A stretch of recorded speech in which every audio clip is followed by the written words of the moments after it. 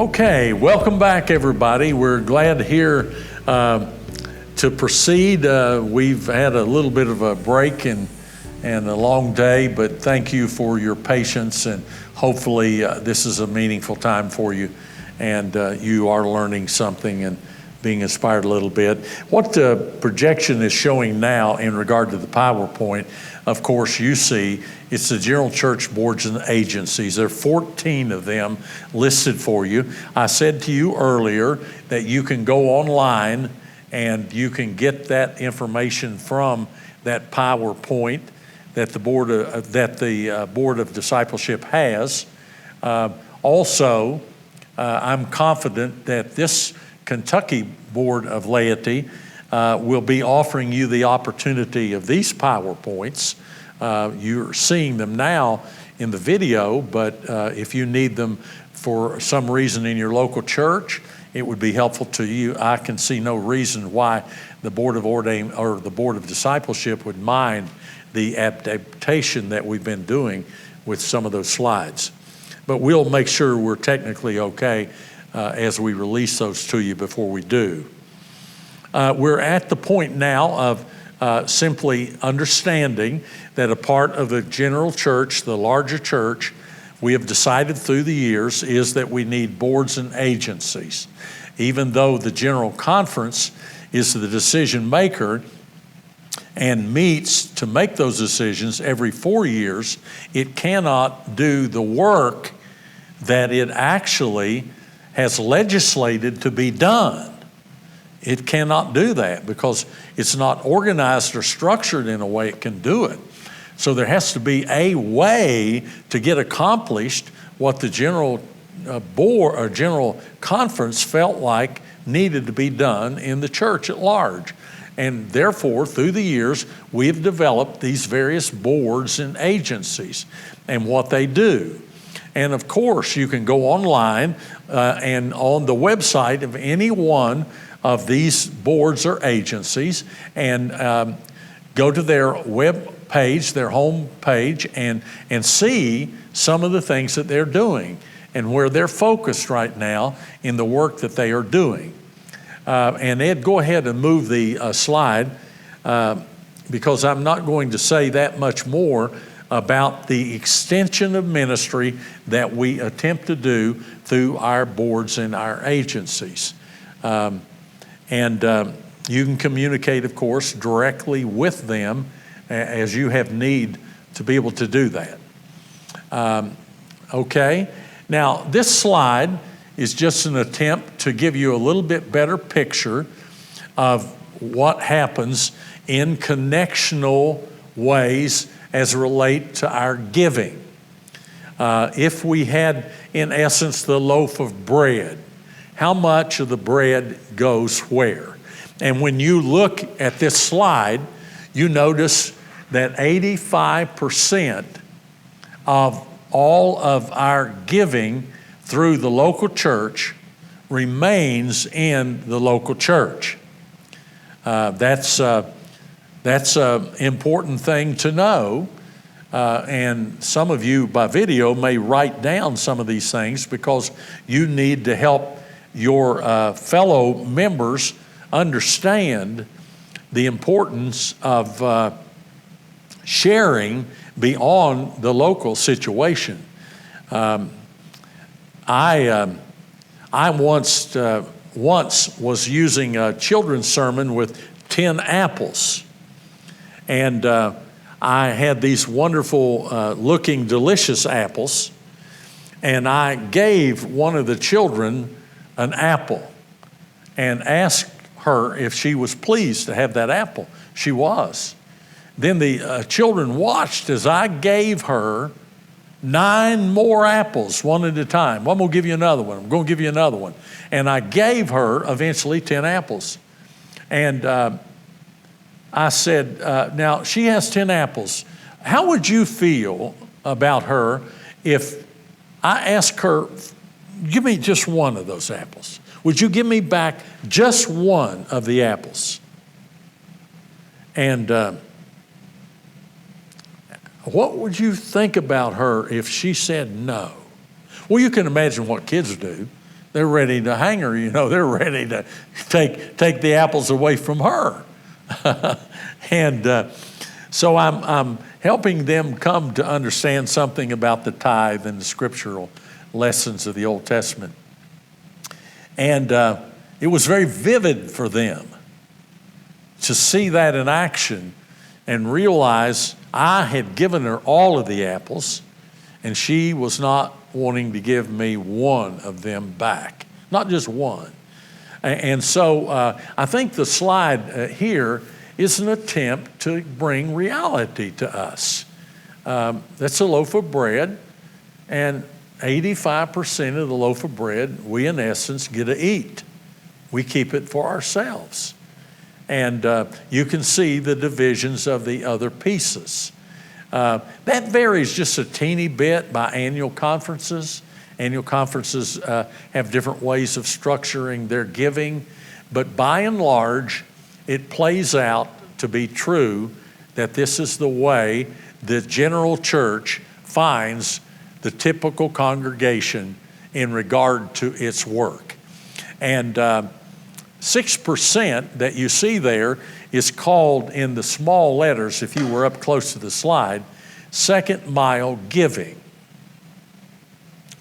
Let me take just a moment here to pitch a cause for benevolent giving and do it sincerely from my heart. Our first line giving is what we've agreed together to do. It's a little bit, it's not a perfect example, but it's a little bit like I agreed with my brother and my cousin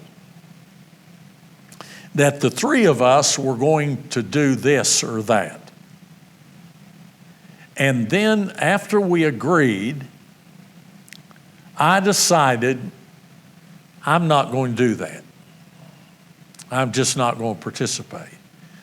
I wonder how the other two would feel about that, and I wonder if that is a right thing for me to do after I agreed to do it. And lots of local churches say, no, I didn't agree to anything to do with the general church.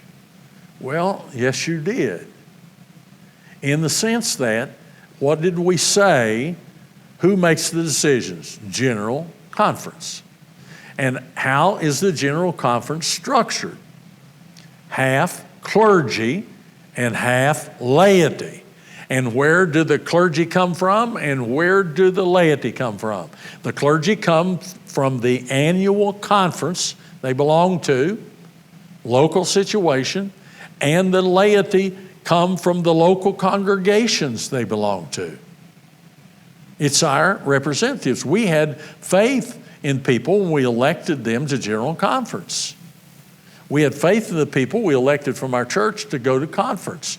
And the conference people had faith in the people that others in the local congregations had elected to go to general or jurisdictional conference. We're in this together. It's where we started about the connection. It's where we started about what conferencing means. And so I believe that first line giving is participating with the family in the work that we have said we want to do. We're called to do it. And we should do it with joy. I've already talked about how the sun never sets on our ministry. And we ought not to see it, and I've heard all kinds of descriptions for it, as you can imagine. It's franchise rights. You know, we got to pay this franchise every year to the conference to be United Methodist. We got to pay these dues. We got to pay these taxes. All kind of issues. I like to think, no, we don't pay anything. We give to missional causes. We give to feed hungry children. You may have done this. I have stood beside a huge pot of what they called stew in Africa, heated and cooked by wood fire beneath the pot. I've tasted this stuff. I didn't want to do more than just taste. Wasn't that pleasant to me? But I've stood there with a container, putting it into bowls, little bowls that children had, and they bowed down every time and gesture thank you because you put a little of that stuff in their bowl. You know where that stuff came from? The local church in United Methodism. And it made all the difference in the world in that moment to that one child. But then they go sit down against a building and eat. No utensils. Sometimes when they had rice, they would get a bean. They'd roll a little wad of rice in their hand like this and put one brown bean on it and eat that rice with that bean. And the 8 and 10-year-olds would roll up the ball with the bean and give it to their little 3-year-old or 2-year-old sister or brother. And there were no parents there, because there were no parents. None. They're gone. They're dead. AIDS has killed them. Why would I not want to participate in that? Part of it, friends, is lack of knowledge. Our people do not understand what this connectional giving is all about. The benevolence word is a word we don't use very much. It's good to be benevolent. And so the benevolence sort of rings. I like to put it in plain, clear English. It's our missional giving. It's our first line missional giving. We can have second mile giving. There's no problem with that. But first line is priority. And I think we ought to be leaders, not shame people, but inform people and challenge people and inspire people. They need to be inspired.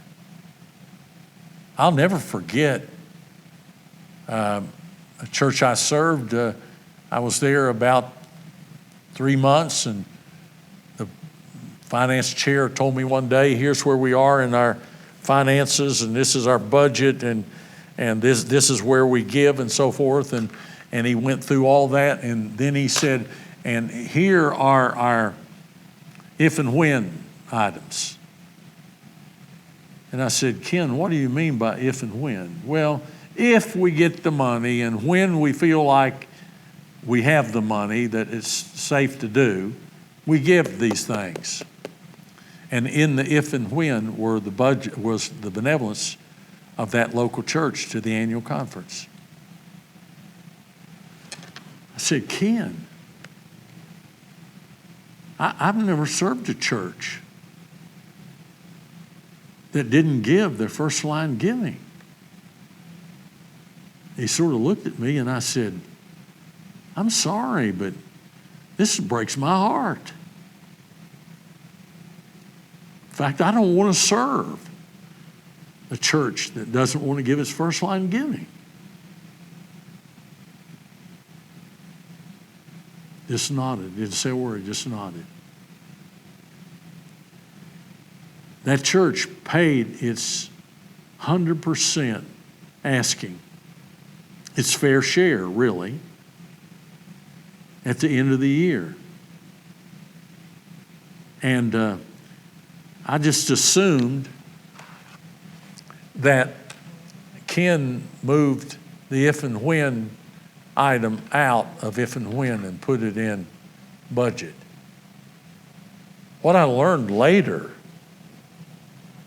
I didn't know this for a couple more years. Ken and Artie May wrote a check for the difference. They paid the first line mission. My heart was so happy to know that Ken felt that deeply after a conversation. But he helped the rest of the church to know from this point on, this is not if and when, this is not optional. This is just baseline giving. Now, I think it's a spiritual issue. I know I'm preaching to you here. I understand that. But I think it's a biblical issue. I think Jesus believes that his church ought to be in mission, meeting the needs of people and winning the lost to Christ. And this is one of the basic building blocks for every congregation. I'm going to tell you something. I think a lot of your churches are not growing and not being blessed because we're not being the church. We're not sacrificing. We're not giving beyond ourselves.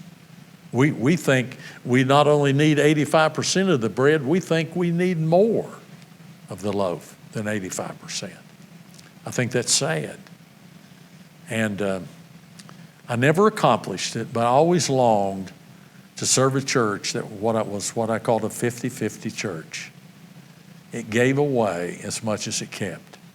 We came close in a couple of situations, but it was hard. But there are churches throughout this land that give away as much as they keep.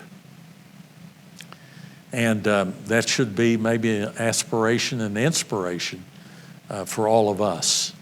So, just a word on connectional giving that is crucial. Now, these are difficult times we're in, not only with COVID, but also with the struggle we're having within the church itself about our possibilities of division. And all this is up in the air. But the main thing is, let's be faithful. That's where we need to be. And we need to approach it, not my brother, not my sister, but it's me, oh Lord, that needs to be faithful and responsible. Okay, another slide, please. Ed, thank you very much. A quick word or two on judicial council in the book of resolutions. Judicial council is a part of the church. It is not in the restrictive rules that it has to be, but it always has been for most of the life of the church. And it is, if you please, like the United States Supreme Court. It makes final decisions of law, and everybody then must live within that final decision. And the Judicial Council consists of 9 members. It alternates between 5 clergy and 4 laity, 1 quadrennium, and 5 laity and 4 clergy the next quadrennium. So that there again is equal responsibility and decision making on the Judicial Council. They consider all matters of law. Any ruling that a bishop makes, the Judicial Council always reviews every ruling that a bishop makes. And there are what we call declaratory decisions that certain bodies within the church can ask the Council of Bishops to make. It's not a ruling a bishop had made necessarily, but it is something that's happened, a decision that did transpire, and it needs the input of the Judicial Council, called a declaratory decision. And so the Judicial Council makes decisions on that. The Judicial Council generally meets twice a year, in the spring and in the fall. As before COVID, the Judicial Council would generally meet the week before the Council of Bishops met. And most of the time, when we met as a council, we had the decisions of the Judicial Council. so that we knew how to react or to adjust or to move forward in ways of thought that we had. I could use a number of illustrations, and I won't, but there are a number of people who felt that the General Conference of 2016 was sort of, if you please, a wasted General Conference, in the sense that there were a number of legislative bodies trying to get together to know how to redesign the church, and it did involve the adjustment of several boards and agencies, and they finally had a compromise that at the end of the General Conference, they thought the General Conference would receive and vote on. And they felt really good that this next step of reorganization would move forward through General Conference. They asked for the night before the last day of General Conference for a declaratory decision from the Judicial Council. Judicial Council ruled it's unconstitutional and threw it out. And for 9 to 10 days, the General Conference had worked on solving their problem. They thought they solved it, and the Judicial Council of 9 people said, no, it's unconstitutional. And the next day, we did a few things, but then the conference was ended. And so those things happen. I've been sort of negative about the Judicial Council a couple of times in this in this video presentation, and I'm sorry for that, because the Judicial Council has ruled in my favor many times, and I'm grateful for it. And even in my role as a presiding officer, a lot of my decisions go to the Judicial Council, and I'm deeply honored that they've agreed that I made the right decision thus far. They could, after hearing this presentation, they could change their mind, I guess. But the 9 members are from all over the world. I believe this time around we have 2 people from Africa, maybe 1 clergy and 1 laity. And they are well represented. Some have legal backgrounds. That's a plus and a negative. And some don't and do not necessarily need to. The Judicial Council has met here in Lexington in the past. I remember back some years ago when I was a local pastor here in town, they met, and a number of the churches helped to entertain them and welcome them to Kentucky. The Book of Resolutions, and there are social principles in the discipline, but there is a book of resolutions. Revolutions, all right, probably. But I'm looking for something their size, but they're much thicker, a book of resolutions, than a hymn book. It gets more at least 2 hymn books put together, maybe beyond 2 hymn books a little bit. Resolutions are things that General Conference talked something about, but did not feel they wanted to make some kind of ruling of law about, or establish a law, I should say, not a ruling, but make a disciplinary requirement on, but they did pass a resolution about it. And that resolution goes in the Book of Resolutions. Now, resolutions are not equal to the discipline. They are not church law. They are only resolutions from General Conference. You can agree with the resolution or you can disagree with the resolution. But the General Conference did have a majority who said, we like this thinking, we like this statement. It's a book of resolutions. And we've made a resolution on about every subject I can imagine you could make a resolution on. There may be a few turtles in the South Pole that we haven't decided anything on yet, but most everything else we have an opinion about. And so I'm sorry, I'm a little lighthearted there. Some of you who feel seriously about some of the resolutions could say, how awful of you, Al, to be making light of that. And I'm sorry. I do apologize. Well, I'm going to be just open.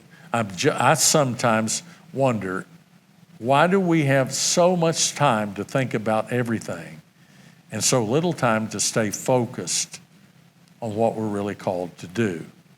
And yet, there can be good things come out of the book of resolutions, and so I honor that. Next slide, if you will.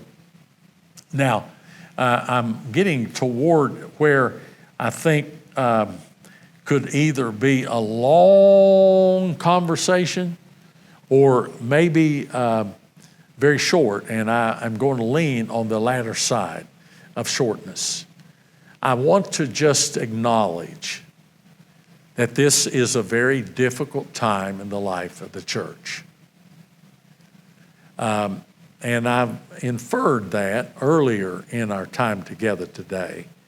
But this is indeed, of all times, a time when we as leaders in the local church and beyond need to be prayerful people seeking God's guidance. Now, one of our clergy members in the Texas conference, I believe, wrote this some years back. You would think that she wrote this in the last 6 months or 8 months. And it's amazing to me that she wrote it back in a time when Frank could put it in his book. And I just was amazed of how current it appears to be. And I don't know, some of you probably watching the video will be able to see it. Some people here in the pews might have a little struggle with it. And so I'm going to venture in reading it. We have the most powerful theology of grace that has ever infused the human race. Can grace-infused theology hold us together in the revolution that is now necessary? Can we plant ourselves firmly on opposite sides of huge issues, pray, argue, and fight our way through this, and see a healthy and actually united Methodist church born yet once more? Can we free ourselves from the death strangle of our current methods and still be Methodist? If we can't or we won't, then we need to die anyway. We deserve no better than to slowly lose oxygen as we wander forever lost through the dead-end maze known as the Book of Discipline. If we can and we will, then we will unleash the Spirit of God yet once more. It's time. Next slide. But although a difference in opinions or modes of worship may prevent an entire external union, yet need it prevent our union. By the way, this is a separate reading I forgot to tell you from Wesley. That was the ladies from Texas. This is Wesley in his ecumenical sermon. But although a difference in opinion or modes of worship may prevent an entire external union, yet need it prevent our union in affection? Though we cannot think alike, may we not love alike? May we not be of one heart, though we are not of one opinion? Without all doubt, we may. Herein all the children of God may unite, notwithstanding these smaller differences. These remaining as they are, they may forward one another in love and in good works. So I think realistically, these two statements help us to know where we are and challenge us as a result of being where we are. Those statements are extremely important for us as we move forward. It would appear at this point, this is September of 2021, it would appear that if indeed we can have a general conference next year in 2022, and the general conference does what many think it will do, it will also mean not only did the general conference make a decision that was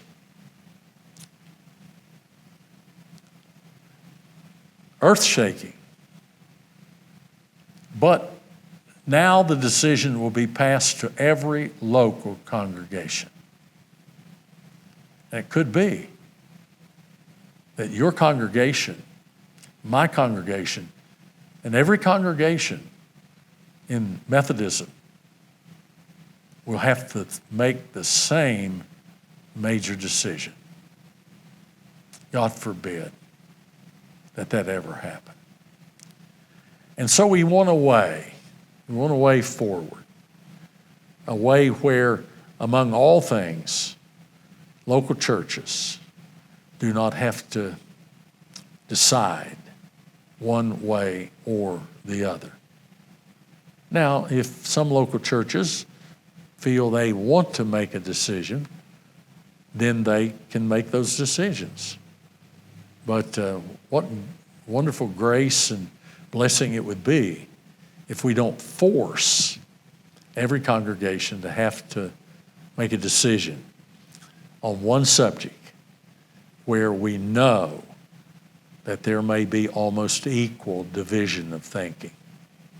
So I end on that sober note, and I don't want us to complete the video with just the sober note, but this is a part of what it really means right now to be United Methodists.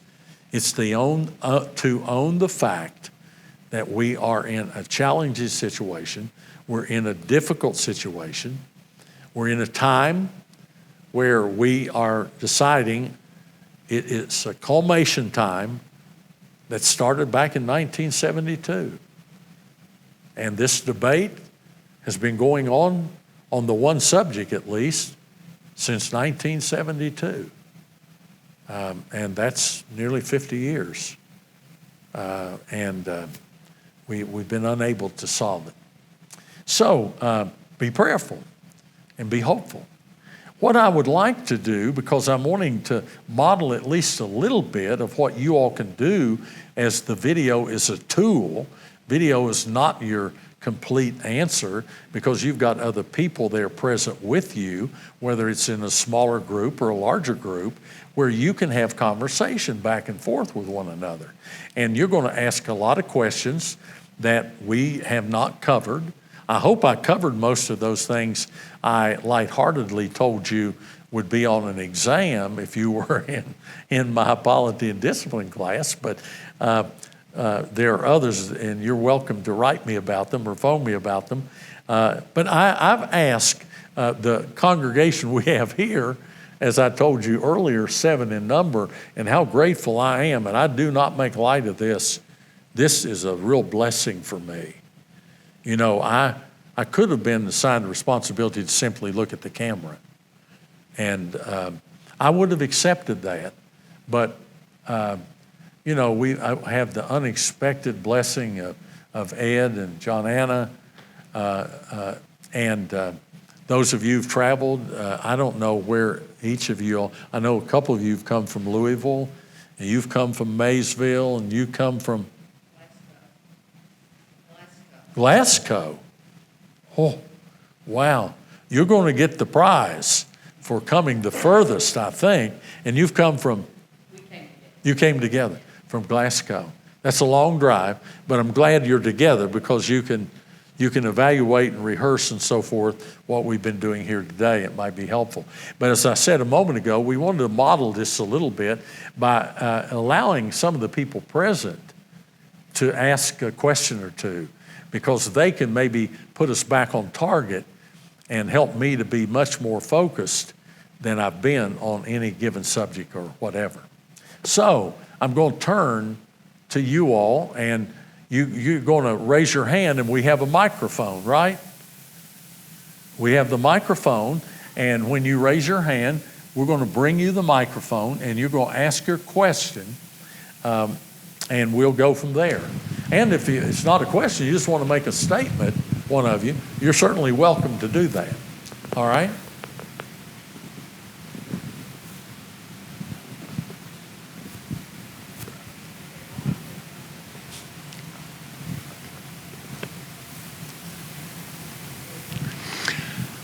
Bishop, I would like to thank you for being with us today. I'm John Denham, Maysville Trinity, and I think there's been, you've done a wonderful job, all things Methodist. I think there's been some confusion over the years on how all of we relate to the World Methodist Council. Mm-hmm. And I thought if you just touched on that, that might end some future confusion. Okay. Thanks. Yeah, thank you. Now, I'm going to assume that probably most of you listening to us or watching us understand the World Methodist Council is an organization that the United Methodist Church belongs to, along with over, I believe, 100 other Wesleyans belong to that would claim the name of Methodism. For instance, we have the CME, the Christian Missionary Alliance, the AME, African American congregations. I could go on naming a number of other groups and denominations, actually, that belong to the World Methodist Conference. We support the World Methodist Conference, and we have the right of electing so many members that go to the World Methodist Conference. I don't know the exact number that are going to the World Methodist Conference now from the United Methodist Church, but it's a significant number. Although they've pared down because of expenses and so forth, I would estimate that we probably have 20 or so United Methodists on the World Methodist Conference. And then the group itself is probably 60 or so totally. And the World Methodist Conference is doing Council is doing many wonderful things. They are very respectful of the United Methodist Church, and as I say, we have representatives on it, probably as large a body of representatives as any other denomination. So I don't know whether I'm getting at where you're thinking. It's not something we control. They don't control us, but it is if you please, a sister organization that we belong to. Okay?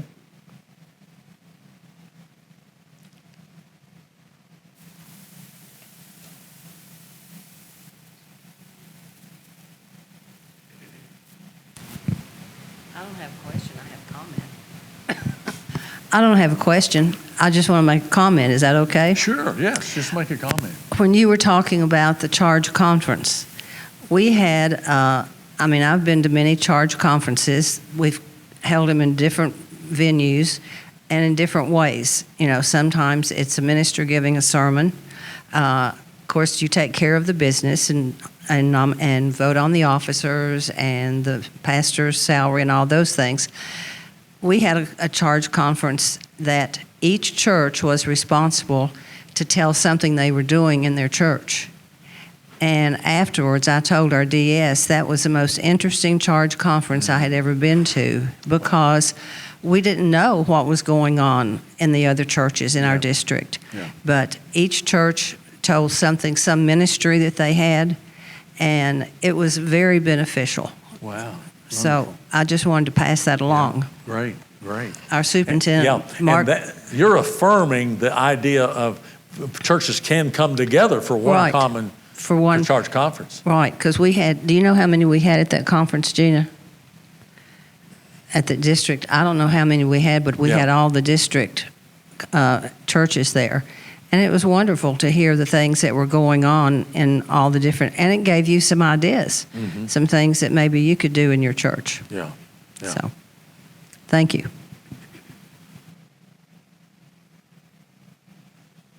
Someone else?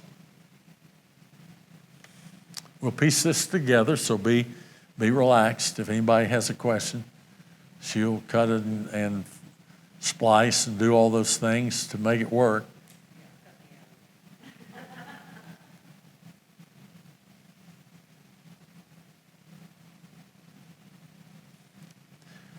Okay.